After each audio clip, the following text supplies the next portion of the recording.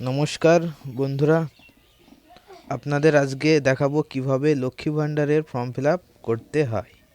দেখুন, প্রথমেই আছে কি পাসপোর্ট সাইজের রঙিন ফটো এখানে লাগাবেন।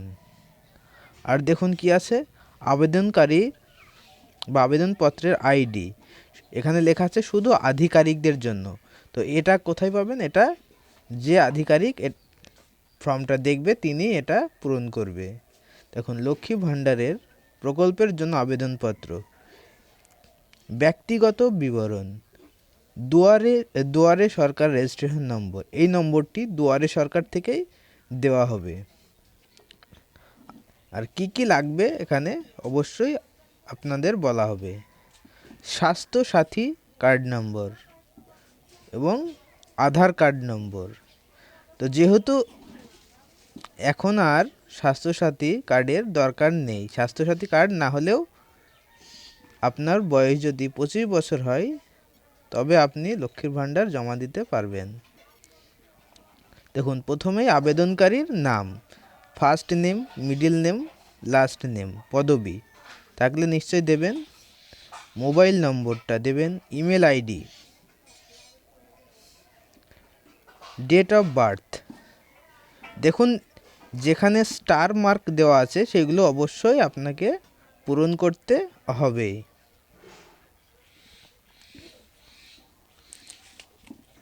আর দেখুন, ফাদার নেম, যিনি আবেদন করছেন তার ফাদার নেমের ফার্স্ট নেম, লাস্ট নেম অথবা পদবি। মাদার নেম, যিনি আবেদন করছেন তিনি যদি বিবাহিত হন তাহলে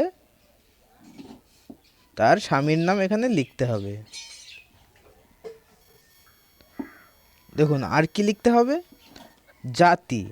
জাতি কি, কেউ এসসি, এসটি, আদার্স, সেটা এখানে টিক চিহ্ন দিতে হবে। আর এসটি সার্টিফিকেট যদি থাকে তার নাম্বারটা এখানে বসিয়ে দেবেন।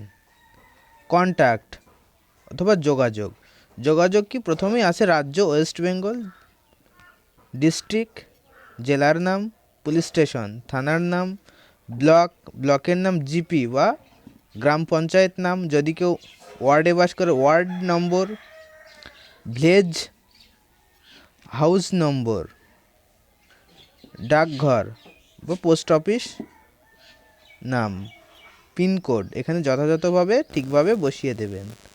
আর দেবেন কি ব্যাংক ডিটেলস। দেখুন, এটা ভালো করে অবশ্যই আপনাকে ফিল আপ করতে হবে।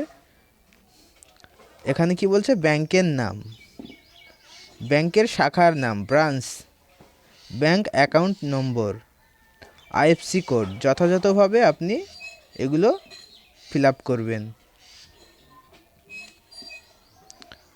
আর কি আছে বন্ধুরা, এর লক্ষ্মী ভাণ্ডার ফর্মের সঙ্গে আপনাকে কোন কোন ডকুমেন্টসগুলো অবশ্যই দিতে হবে। দেখুন, পাসপোর্ট মাপের রঙিন ছবি, স্বাস্থ্যসাথী কার্ডের জেরক্স, আধার কার্ডের জেরক্স, এসসি এসটি সার্টিফিকেটের জেরক্স, ব্যাংকের পাসবুক এবং অন্যান্য ডকুমেন্ট যদি আপনি দিয়ে থাকেন তার নামটা এখানে লিখে অবশ্যই এখানে আপনাদের টিক চিহ্ন দিতে হবে। এবার দেখুন, এবার কি বলছে? স্বঘোষণাপত্র, এখানে বলতে চাইছে যে আপনি যে পশ্চিমবঙ্গের বাসিন্দা তার এখানে প্রমাণ সহ সেটা আপনাকে দিতে হবে। তো কি এখানে কি লিখতে হবে? আবেদনকারীর স্বাক্ষর। আর তিনি সই করতে না পারেন তাহলে তিনি দেবেন এখানে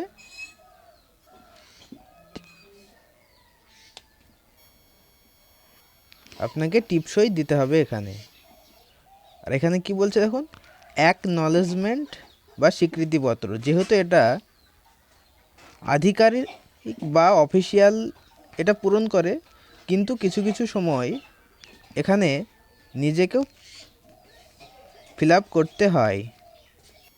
দেখুন কিভাবে এটা ফিল আপ করতে হয় দেখিয়ে দিচ্ছি। এখন এখানে কি বলছে? এখানে বাংলাতেও এবং ইংরেজিতে দুইভাবে ফিল আপ করতে পারেন আপনি। কি আছে দেখুন, এখানে এখানে যিনি আবেদন করছেন তার নেম, এবং এখানে কি তার স্বামী অথবা বাবার নাম এখানে লিখতে হবে। আর আপনি কবে সেটা জমা দিচ্ছেন সেই ডেটটা আপনাকে এখানে বসাতে হবে। আর এখানে বসাবেন কি আপনার mobile number, Swasthya Sathi card number, Aadhaar number. এখানে এখানে অফিস থেকে সিগনেচারটা করা হবে।